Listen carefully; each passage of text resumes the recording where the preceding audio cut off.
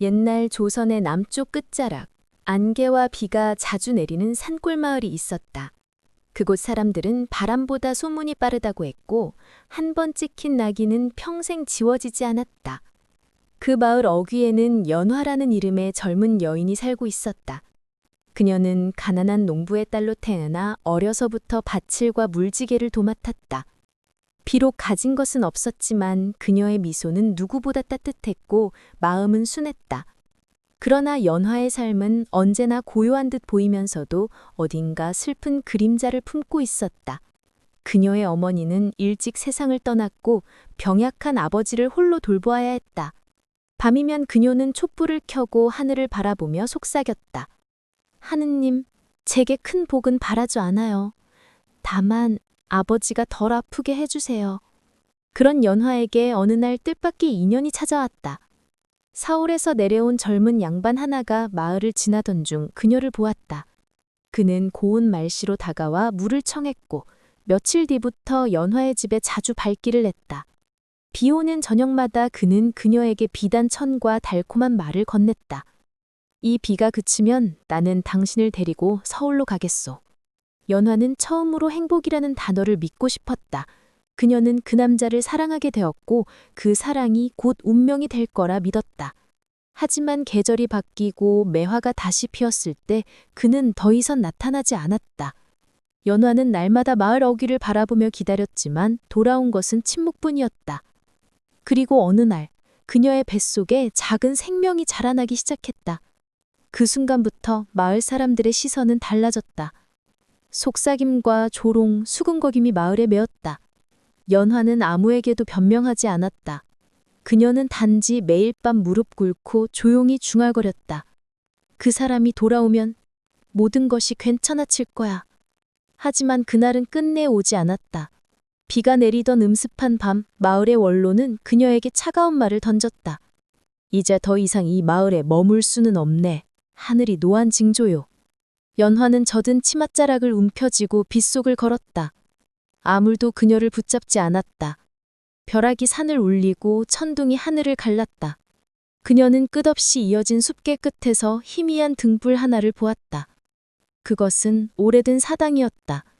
그녀는 비틀거리며 문을 밀고 들어갔다. 그리고 그 순간 세상의 모든 비가 멈춘 듯 고요가 내려앉았다. 사당 안에 촛불 하나가 스스로 켜졌고 그 빛이 그녀의 얼굴을 감쌌다. 그녀는 마치 누군가에게 이끌리듯 속삭였다. 부디 제 아이만은 살려주십시오. 비바람이 잦아든 뒤에도 산속의 공기는 여전히 눅눅했다. 연화는 사당에서 깨어난 그날 이후로 매일 같은 일과를 이어갔다. 새벽이면 향을 피우고 하늘에 절을 올렸다. 하늘님, 저의 죄가 무엇입니까?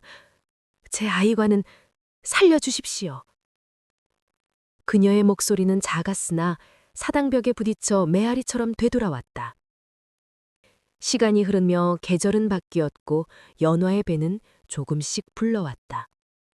마을 사람들은 그녀가 사라진 것을 오래전에 잊은 듯했다. 사람들의 입에서는 여전히 그녀의 이름이 오르내렸지만 이제는 동정이 아닌 두려움이었다. 누군가는 말했다. 밤마다 산에서 여자의 노랫소리가 들린다더라. 분명히 그 버려진 여인일 게야. 그 말이 퍼지자 사람들은 그 산을 귀신의 산이라 불렀다. 그 무렵 산 아래에서 나무를 하던 도연이 우연히 사당 앞을 지나다 연화를 발견했다. 그녀는 초췌했지만 여전히 눈빛은 따뜻했다. 도현은 놀라서 물었다. 여인님, 어찌 이런 곳에 계십니까? 연녀는 잠시 그를 바라보다가 조용히 미소 지었다. 제가 있을 곳이 여기뿐이었습니다. 도현은 아무 말 없이 그녀에게 쌀과 장작을 두고 갔다. 며칠 뒤 그는 다시 나타났다. 그날도 비가 내리고 있었다. 그는 젖을 으깨를 털며 말했다. 여인님, 사람들은 이 산을 두려워하지만 저는 그렇지 않습니다. 하늘 아래 귀신보다 무서운 것은 사람의 마음이지요. 그 말에 연화는 눈을 내리깔았다. 그녀는 오랜만에 누군가의 말에 위로를 받았다. 그 후로 도연은 자주 사당을 찾았다. 그는 나무를 패주고 물을 길어오며 묵묵히 그년을 도왔다. 연하는 그에게 조금씩 마음을 열었다.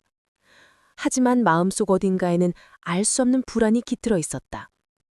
그의 눈빛이 때때로 멀리 어딘가를 향해 흔들리는 것을 느꼈기 때문이다. 어느 날 밤 연하는 꿈을 꾸었다. 짙은 안개 속에서 한 여인이 그녀 앞에 서 있었다. 그 여인은 흰 옷을 입고 눈동자는 마치 바다처럼 깊었다. 그녀는 연화를 향해 천천히 다가오더니 낮게 속삭였다. 이곳을 떠나지 마라. 떠나는 날 피가 내릴 것이다. 그 순간 번개가 하늘을 갈랐고 연하는 놀라 깨어났다. 사당 안은 고요했다. 하지만 제단 위에 촛불 하나가 스스로 켜져 있었다. 며칠 후 도현이 찾아왔다. 그는 평소보다 창백한 얼굴이었다. 연하님, 요즘 잠은 잘 주무십니까? 그녀는 고개를 저으며 대답했다. 이상한 꿈을 꿉니다. 누군가 제게 떠나지 말라 합니다. 도연은 잠시 생각하다가 말했다. 그건 아마 하늘의 뜻일 겁니다. 이곳엔 사연이 많으니 조심하시오. 그의 말이 끝나자 문 밖에서 바람이 불었다. 사당에 종이 울리고 어딘가에서 낮은 울음소리가 들렸다. 도연은 놀라 뒤를 돌아보았으나 아무것도 없었다. 그날 밤 그는 사당을 떠나지 못했다. 그는 연하 곁에서 밤새도록 향을 지켰다. 새벽이 밝자 연하는 제단 앞에서 무언가를 발견했다. 그것은 낡은 나무패 한 조각이었다. 거기엔 희미한 글씨가 새겨져 있었다. 이곳은 망자의 쉼터가 아니다. 원한의 집이다. 연하는 숨을 삼켰다. 그녀는 그것을 도연에게 보여주려 했지만 그는 이미 산 아래로 내려간 뒤였다. 그날 이후 연하는 이상한 느낌에 시달렸다. 밤마다 사당 문 앞에 발자국이 찍혀 있었고 그것은 매일 사당 안쪽으로 향하고 있었다. 그녀는 도현을 의심했지만 낮에는 그는 언제나 진심 어린 눈으로 그녀를 대했다. 그녀는 혼란스러웠다. 며칠 뒤 도현은 다시 사당을 찾아왔다. 그는 심각한 얼굴로 말했다. 연화님, 이 근처 땅을 파던 중 오래된 무덤 하나를 발견했습니다. 나무로 된 관인데 그 위에 이상한 부족이 붙어 있었지요. 그 말에 연하의 손끝이 떨렸다. 그녀는 낮게 속삭였다. 그 무덤, 혹시 이 사당 근처였습니까? 도현은 잠시 침묵하다가 고개를 끄덕였다. 그렇소. 사당 바로 뒤쪽 언덕 아래였소. 그날 밤 연하는 잠을 이루지 못했다. 바람이 사당을 흔들고 문틈으로 흙냄새가 스며들었다. 그녀는 제단 앞에 앉아 나무패를 바라보았다. 그리고 문득 깨달았다. 그 붉은 얼죽은 피였다. 새벽녘 사당 안에 누군가의 발톱이 울렸다. 연하는 겁에 질려 촛불을 들었다. 누구십니까? 그 순간 그림자 하나가 제단 앞을 스쳐 지나갔다. 그녀는 비명을 삼키며 눈을 감았다. 눈을 떴을 때 바닥 위에는 또 다른 나무패가 놓여 있었다. 그 위에 글씨 한 줄이 새겨져 있었다. 살아남은 자는 죄를 대신한다. 다음 날 도현은 평소와 다름없이 나타났다. 그는 연하의 얼굴을 보며 조용히 말했다. 어젯밤 이상한 꿈을 꾸었습니다. 피투성이 남자가 저를 노려보며 이렇게 말했습니다. 너는 나를 묻었다. 그의 손이 떨리고 있었다. 연하는 아무 말도 하지 못했다. 그녀의 머릿속에서 번개처럼 스쳐 지나간 생각 하나가 있었다. 혹시 그가 본 남자는 이 사당 아래에 잠들어 있는 자가 아닐까? 그날 오후 마을 사람들이 사당 근처로 몰려왔다. 그들은 귀신 소문을 확인하겠다며 돌을 들었다. 이 산에서 노래가 들린다더니 역시 저주받은 여인이 있구나. 그들은 사당에 돌을 던졌고 지붕이 흔들렸다. 연하는 아이를 품에 안고 떨며 기도했다. 하늘님, 제발 이 아이만은... 폭우가 쏟아지듯 돌소리가 그쳤다. 문을 열자 아무도 없었다. 대신 문 앞에는 피 섞인 흙덩이가 놓여 있었다. 그녀가 손을 내미는 순간 사당의 종이 스스로 울렸다. 이제 곧 진실이 드러나리라. 낮은 목소리가 어딘가에서 들려왔다. 연하는 두려움에 몸을 떨었다. 그리고 마음 깊은 곳에서 처음으로 확신했다. 이 사당은 단순한 피난처가 아니다. 여기엔 오래된 죄와 원한이 잠들어 있다. 비바람이 잦아든 뒤에도 산속의 공기는 여전히 눅눅했다. 연화는 사당에서 깨어난 그날 이후로 매일 같은 일과를 이어갔다. 새벽이면 향을 피우고 하늘에 절을 올렸다. 하늘님, 저의 죄가 무엇입니까? 제 아이과는 살려주십시오. 그녀의 목소리는 작았으나 사당벽에 부딪혀 메아리처럼 되돌아왔다. 시간이 흐르며 계절은 바뀌었고 연화의 배는 조금씩 불러왔다. 마을 사람들은 그녀가 사라진 것을 오래전에 잊은 듯했다. 사람들의 입에서는 여전히 그녀의 이름이 오르내렸지만 이제는 동정이 아닌 두려움이었다. 누군가는 말했다. 밤마다 산에서 여자의 노랫소리가 들린다더라. 분명히 그 버려진 여인일 게야. 그 말이 퍼지자 사람들은 그 산을 귀신의 산이라 불렀다. 그 무렵 산 아래에서 나무를 하던 도연이 우연히 사당 앞을 지나다 연화를 발견했다. 그녀는 초초했지만 여전히 눈빛은 따뜻했다. 도현은 놀라서 물었다. 여인님, 어찌 이런 곳에 계십니까? 연녀는 잠시 그를 바라보다가 조용히 미소 지었다. 제가 있을 곳이 여기뿐이었습니다. 도현은 아무 말 없이 그녀에게 쌀과 장작을 두고 갔다. 며칠 뒤 그는 다시 나타났다. 그날도 비가 내리고 있었다. 그는 젖을 으깨를 털며 말했다. 여인님, 사람들은 이 산을 두려워하지만 저는 그렇지 않습니다. 하늘 아래 귀신보다 무서운 것은 사람의 마음이지요. 그 말에 연화는 눈을 내리깔았다.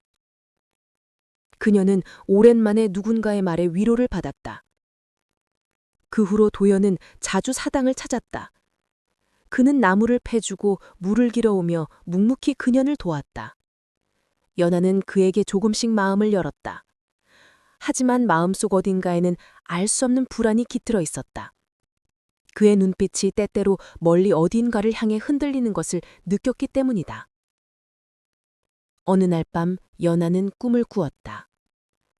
짙은 안개 속에서 한 여인이 그녀 앞에 서 있었다. 그 여인은 흰 옷을 입고 눈동자는 마치 바다처럼 깊었다. 그녀는 연화를 향해 천천히 다가오더니 낮게 속삭였다. 이곳을 떠나지 마라.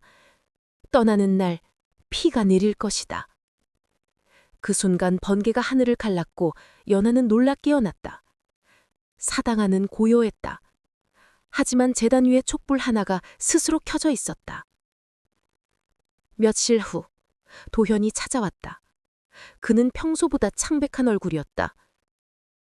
연하님, 요즘 잠은 잘 주무십니까? 그녀는 고개를 저으며 대답했다. 이상한 꿈을 꿉니다. 누군가 제게 떠나지 말라 합니다. 도연은 잠시 생각하다가 말했다. 그건 아마 하늘의 뜻일 겁니다. 이곳엔 사연이 많으니 조심하시오. 그의 말이 끝나자 문 밖에서 바람이 불었다. 사당의 종이 울리고 어딘가에서 낮은 울음소리가 들렸다. 도연은 놀라 뒤를 돌아보았으나 아무것도 없었다. 그날 밤 그는 사당을 떠나지 못했다. 그는 연하 곁에서 밤새도록 향을 지켰다. 새벽이 밝자 연하는 제단 앞에서 무언가를 발견했다. 그것은 낡은 나무패 한 조각이었다. 거기엔 희미한 글씨가 새겨져 있었다. 이곳은 망자의 쉼터가 아니다. 원한의 집이다. 연하는 숨을 삼켰다. 그녀는 그것을 도연에게 보여주려 했지만 그는 이미 산 아래로 내려간 뒤였다. 그날 이후 연하는 이상한 느낌에 시달렸다. 밤마다 사당문 앞에 발자국이 찍혀 있었고 그것은 매일 사당 안쪽으로 향하고 있었다. 그녀는 도현을 의심했지만 낮에는 그는 언제나 진심 어린 눈으로 그녀를 대했다. 그녀는 혼란스러웠다. 며칠 뒤 도현은 다시 사당을 찾아왔다. 그는 심각한 얼굴로 말했다. 연화님, 이 근처 땅을 파던 중 오래된 무덤 하나를 발견했습니다. 나무로 된 관인데 그 위에 이상한 부족이 붙어 있었지요. 그 말에 연하의 손끝이 떨렸다. 그녀는 낮게 속삭였다. 그 무덤, 혹시 이 사당 근처였습니까? 도현은 잠시 침묵하다가 고개를 끄덕였다. 그렇소. 사당 바로 뒤쪽 언덕 아래였소. 그날 밤 연하는 잠을 이루지 못했다. 바람이 사당을 흔들고 문틈으로 흙냄새가 스며들었다. 그녀는 제단 앞에 앉아 나무패를 바라보았다. 그리고 문득 깨달았다. 그 붉은 얼죽은 피였다.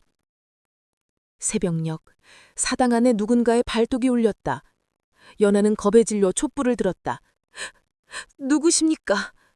그 순간 그림자 하나가 제단 앞을 스쳐 지나갔다. 그녀는 비명을 삼키며 눈을 감았다. 눈을 떴을 때 바닥 위에는 또 다른 나무패가 놓여 있었다. 그 위에 글씨 한 줄이 새겨져 있었다. 살아남은 자는 죄를 대신한다. 다음 날 도현은 평소와 다름없이 나타났다. 그는 연하의 얼굴을 보며 조용히 말했다. 어젯밤 이상한 꿈을 꾸었습니다. 피투성이 남자가 저를 노려보며 이렇게 말했습니다. 너는 나를 묻었다. 그의 손이 떨리고 있었다. 연하는 아무 말도 하지 못했다. 그녀의 머릿속에서 번개처럼 스쳐 지나간 생각 하나가 있었다. 혹시 그가 본 남자는 이 사당 아래에 잠들어 있는 자가 아닐까? 그날 오후 마을 사람들이 사당 근처로 몰려왔다. 그들은 귀신 소문을 확인하겠다며 돌을 들었다. 이 산에서 노래가 들린다더니 역시 저주받은 여인이 있구나. 그들은 사당에 돌을 던졌고 지붕이 흔들렸다. 연하는 아이를 품에 안고 떨며 기도했다. 하늘님, 제발 이 아이만은... 폭우가 쏟아지듯 돌소리가 그쳤다. 문을 열자 아무도 없었다. 대신 문 앞에는 피 섞인 흙덩이가 놓여 있었다. 그녀가 손을 내미는 순간 사당의 종이 스스로 울렸다. 이제 곧 진실이 드러나리라. 낮은 목소리가 어딘가에서 들려왔다. 연하는 두려움에 몸을 떨었다. 그리고 마음 깊은 곳에서 처음으로 확신했다. 이 사당은 단순한 피난처가 아니다. 여기엔 오래된 죄와 원한이 잠들어 있다. 사당 안에는 여전히 냉기가 감돌았다. 도연이 마지막 숨을 거둔 그 밤 이후 연하는 며칠 동안 아무 말도 하지 않았다. 그녀는 제단 앞에 앉아 촛불 하나만을 켜두었다. 그 불빛은 작고 약했지만 유일하게 어둠을 막아주는 빛이었다. 바람이 멎은 후 산속은 이상하리만큼 고요했다. 새소리도 들리지 않았고 달빛만이 사당의 지붕을 비추고 있었다. 연하는 아이를 품에 안고 속삭였다. 너의 아버지와 그를 용서해야 할까? 그녀의 목소리는 바람처럼 약했다. 그날 새벽 꿈속에서 도연이 나타났다. 그는 예전처럼 온화한 얼굴로 서 있었다. 연하님, 울지 마시오. 제 죄는 이제 끝났소. 그는 아이를 향해 미소를 지었다. 이 아이는 하늘이 남긴 선물입니다. 부디 이 아이를 빛으로 키워주시오. 그의 목소리가 점점 희미해졌다. 이 사당의 원혼들도 이제 잠들 것입니다. 남은 길은 당신의 몫이오. 그가 사라지자 연하는 눈을 떴다. 사당의 공기가 따뜻해져 있었다. 아침 햇살이 산을 덮을 때 사당의 벽에 걸린 부적들이 모두 바닥으로 떨어졌다. 그 자리에 붉은빛 대신 은은한 황금빛이 번졌다. 연하는 그것을 보며 눈물을 흘렸다. 당신이 남긴 약속이군요. 그녀는 아이를 품에 안고 사당 밖으로 걸어 나왔다. 비로소 하늘에는 구름 한 점 없었다. 산 아래의 마을도 평소보다 고요했다. 몇몇 마을 사람들은 멀리서 그녀를 보았지만 이번엔 아무도 돌을 던지지 않았다. 그들은 눈을 피하고 조용히 절을 했다. 어쩌면 그들 또한 지난밤 산에서 울려 퍼진 종소리를 들었기 때문이었다. 연하는 마을 어귀에 다다라 멈춰 섰다.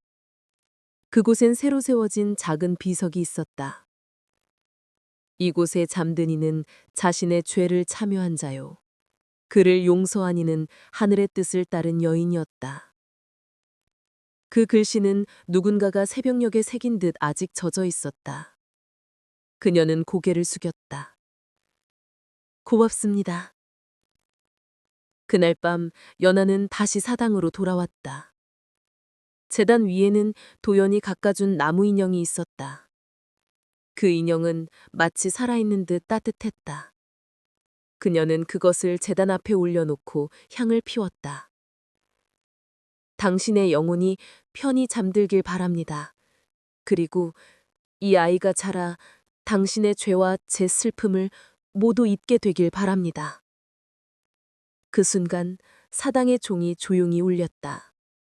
이번에는 두려운 울림이 아니었다.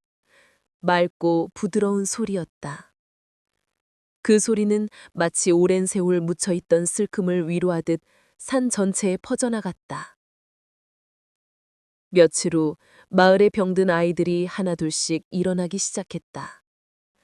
사람들은 놀라며 말했다. 산의 여인이 하늘의 노양을 풀었구나. 그들은 사당으로 향해 향을 피웠다. 그러나 연하의 모습은 이미 보이지 않았다. 그녀는 아이를 품에 안고 멀리 떠났다.